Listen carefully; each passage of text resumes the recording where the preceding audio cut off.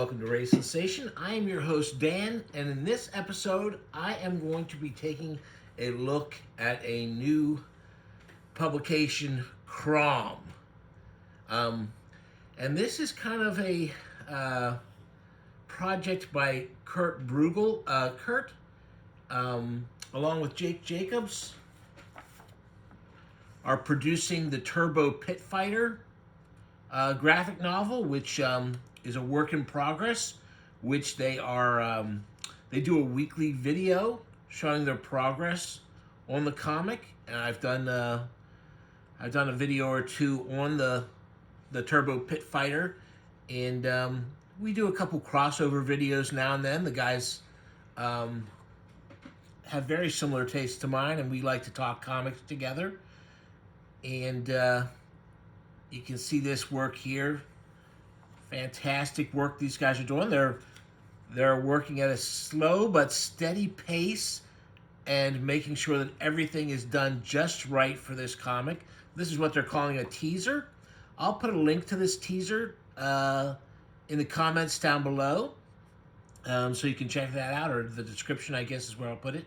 But this is, like I said, this is Kurt, one of the guys behind the Turbo Pit Fighter. And for a few years now, he's been working on comics having to do with a character, CROM the Barbarian, which is the first barbarian influenced by Robert E. Howard, the creator of Conan, that was done in comics form. It was done by Gardner Fox. Now, they didn't have the rights to do Conan, so he took one of the... CROM is a god that Conan often references. You know, CROM is like an exclamation.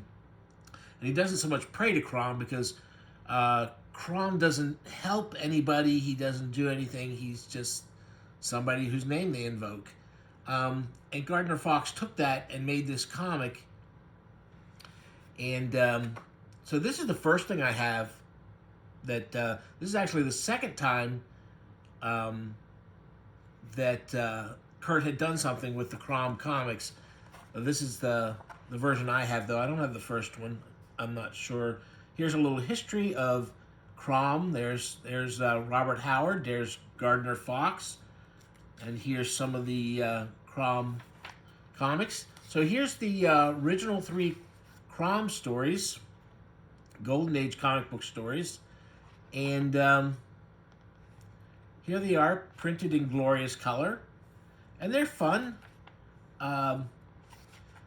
They're not super standout. There is some good use of panel size here for the giant serpent, which I find in many of the early comics don't do a very good job with their monsters. And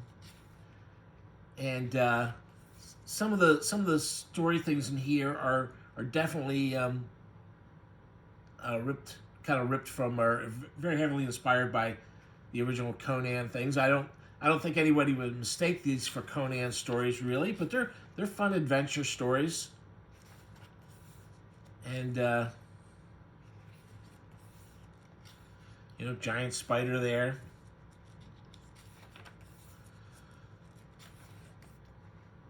And then here's this one about the giant. There's a couple panels that do the giant really well. And there's a giant monster there. Pretty cool. And the good thing about this is they actually take several pages to defeat this giant monster, which is, you know, there's 3 pages devoted to it, which in early comics was a lot for this kind of thing. And then he gets to the giant.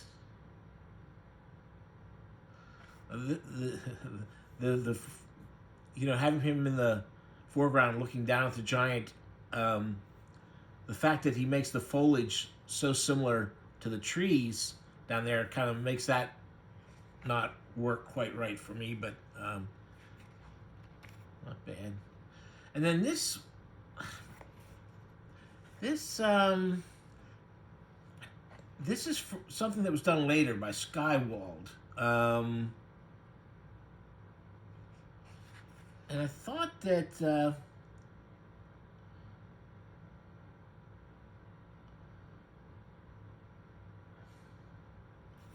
yeah. So there's Skywald. This is Cats. This is the artist on this is the guy who did the First Kingdom, a science fiction self-published, really long. It was an early underground that was sci-fi fantasy. I like his artwork, and this is a lot of fun. And he excelled at these big full-page things there. So that's fun. That's definitely the kind of creature that you might find described in a Howard story. And then this is some work that Kurt himself drew and wrote, and he did this work with a ballpoint pen. He was going through a phase where he was experimenting with ballpoint pen, and a lot of this art, a lot of the faces and stuff, it looks almost, it's so sparse, the faces and things. It's an interesting kind of look to it here. That's a nice Kirby-inspired giant.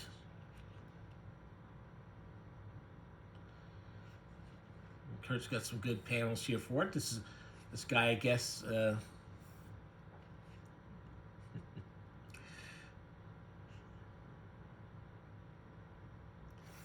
That's a weird shot there. So like this is this was Kurt's second attempt. Here's another thing. I'll put a link to the Gardner Fox. He's has a Gardner Francis Fox Library.com where he has information about Gardner Fox's long career writing pulps and comics and stuff. And he's also, I have not seen this. I guess I should get it off my butt and maybe order that. It's 10 short stories written by Gardner Fox with 30 illustrations by Kurt. So this is his pulp, and I think maybe some of it's from later stuff. Later publications, but anyway, that's the first way I saw this stuff. Now Kurt is currently doing this larger size book.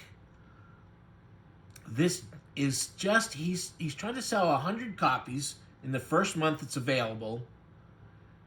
Before he makes it more widely available. It's a new collection where he's redone the art. Well, let's just go through it. Now, honestly, I opened this up. There was some rain. Kurt actually was kind enough to send me a comp copy. I knew he was, but I wanted to help support it, so I bought 2 copies. I'm not a fan of multiple. You'll hear me say it, so I'm not trying to diss Kurt or anything, but I don't really like multiple covers for the same comics. I've said that before. I was going to buy multiple copies of this to support Kurt, so because I was doing that, I figured I would buy some of the alternate comics covers. So here's some of them.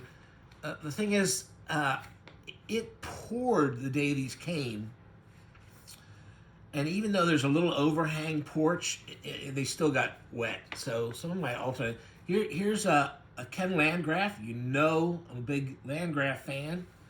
And,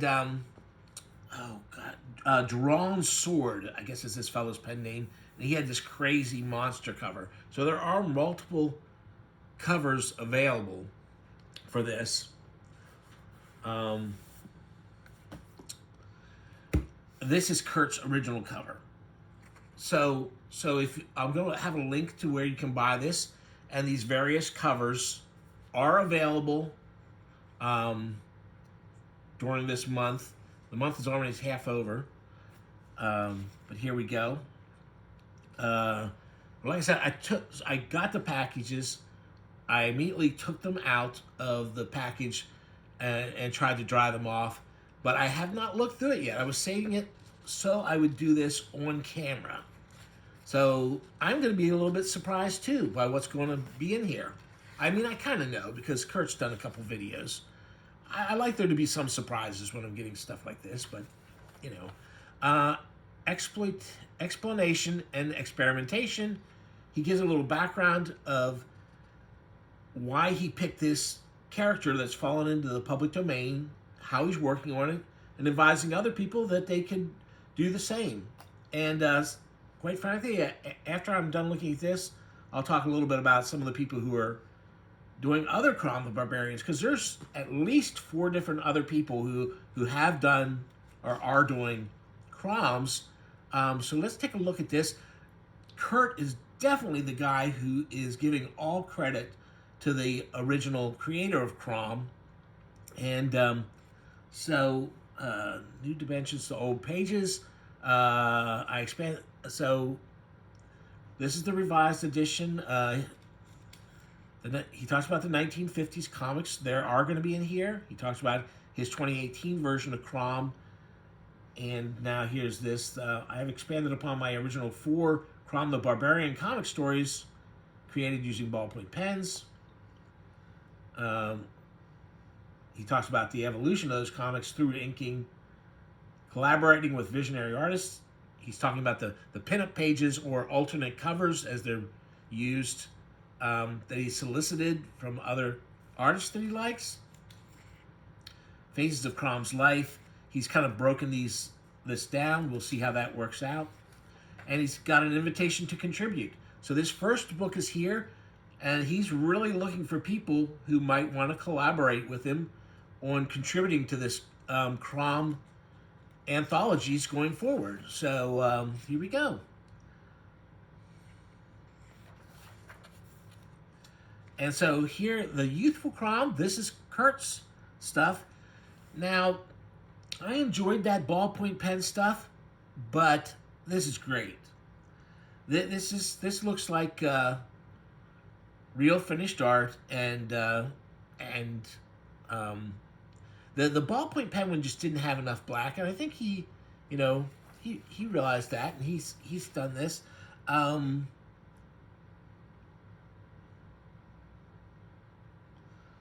This is nice stuff. He's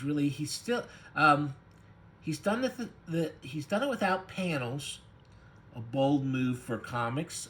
Although actually, I guess some of the Warren and some of those other black and whites, this was done a lot in those. It only feels bold because you got the Gardner Fox is where it came from, and those were very traditional. Some of these faces. There's still some places where some of the faces look a little sketchy.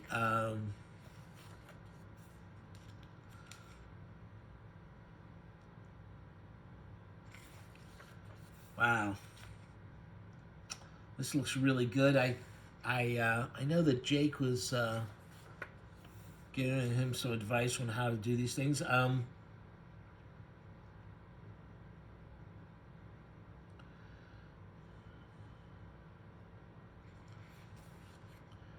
So instead of word balloons, he's got white areas, and then he's got the dialogue. Okay, so here's the giant.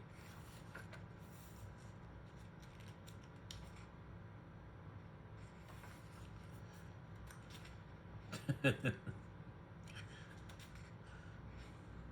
gotta have a little more sympathy for the giant when you see how puzzled he looks there.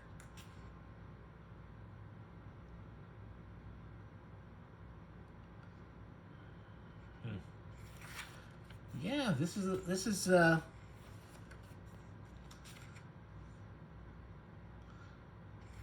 great. This is great. Good job, Kurt. This looks really good. Here we get Adventurers CROM. Okay, this is the Gardner Fox comics from the 50s.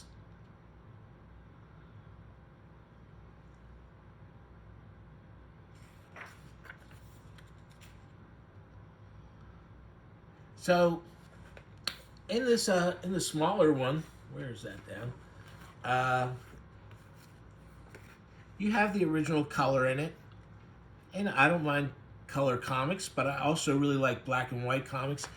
I think you know, the idea behind this is it's just plain, it made it much cheaper not to do the color in this, because this self-publishing, the color pages can be pretty expensive.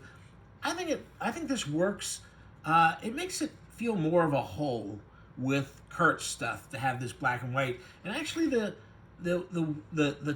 tones that come out of them moving it over to black and white look pretty good. I think. I think this looks. I think it looks good.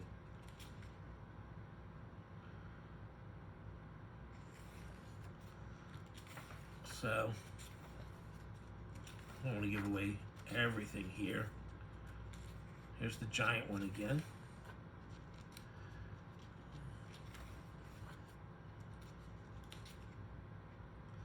Yeah, it definitely helps adventure comics to be printed in a larger format. It looks a lot better. In this comic, they spend, like, there's a part where they're attacked by giant apes. They spend one panel on it. I remember thinking at the time,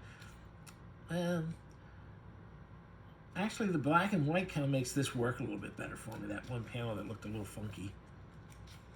And here's the stuff by Cats. I need to ask Kurt. So this one's from 1971.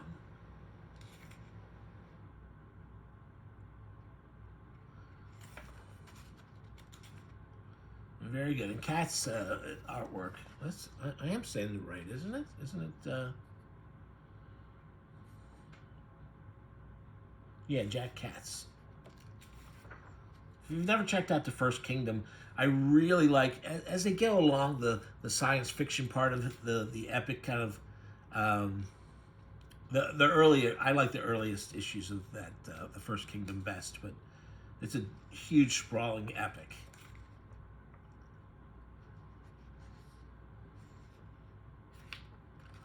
So there's that. And now, CROM and the Warlock. So I think Kurt said that this was originally not, this character was not called CROM. This is a pulp thing that Gardner did, but I think he changed the name of the main character to be CROM. Just to one thing I will say is that CROM does not feel like a as fully realized a character as Conan, or something like that. I didn't really, as I was reading, like I said, I haven't read this newer stuff, but just reading the original, I don't know that I get as, Conan had so much time, and you read the short stories, and the comics are a bit different than the Conan in Howard's original books, but so to change a story and make it, hey, say, like, this is CROM, I don't think that's that big a deal. And especially if he's going to have a lot of other people jump in, the character, he's just supposed to represent a kind of Robert E. Howard, Conan-esque, Cull-esque barbarian character. And, there's certain plot lines that they want to follow. So yeah, so Kurt's got a lot of illustrations here for this short story.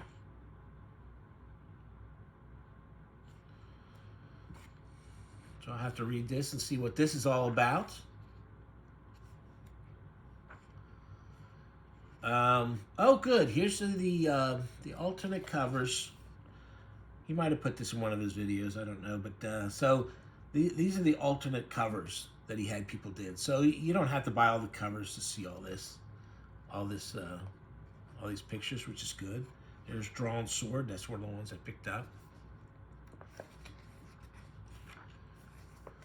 There's Ken. And he's got the QR codes to go see all these artists' own pages. Check out their work. Ken, of course,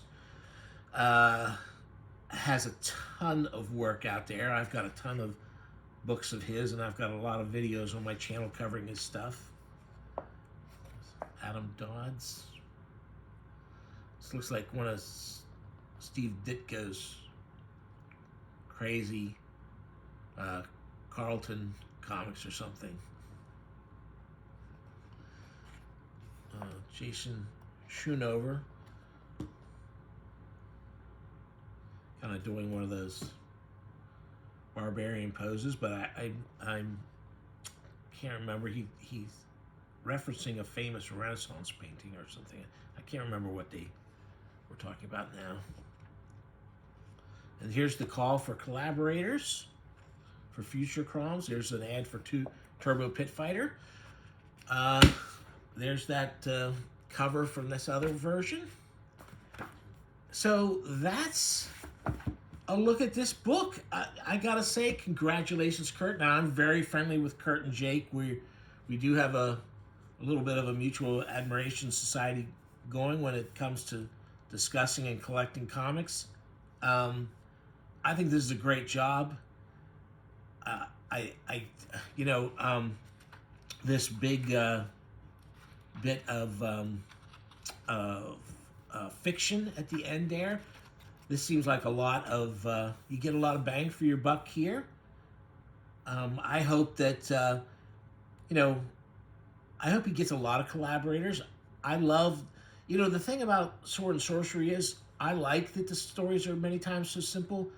All I want to see is somebody reinterpret these same things in a new and crazy way. And there's a lot of interesting people out there doing artwork right now who maybe don't have great stories that they're telling, but they're telling the stories in a great visual way, and I appreciate that a lot. And so I hope he gets a lot of collaborators. I hope this really takes off for him. Yeah, like I said, there'll be links below. And like I said, there's at least several other people doing CROM comics already. I think I saw 4 different ones when I was searching on the web. So these are off one of those publishing, one of those sites where people put their work up. I can't remember what the name of it was. This one's purposely looks like a DC Joe Kubert type of comic.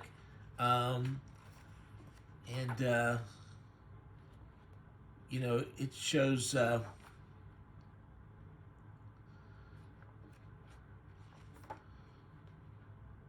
it's got the usual barbarian stuff going on, and it's an interesting one. And this is very short. It's only $2, but what is this? I don't know. It's only like 10 pages long for the story-wise. It's got crazy power comic energy. Jim Gillette. So